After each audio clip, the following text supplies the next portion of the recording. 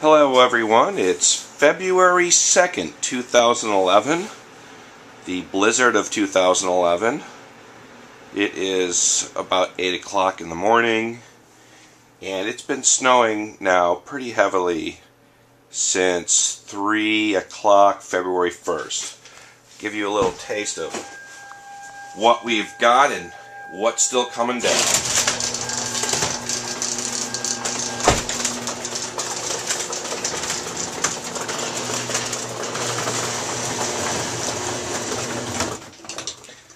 As you can see, it is still snowing tremendously. There are 2 and 3 foot drifts just here in my driveway. There are my stairs completely covered. And it is just crazy.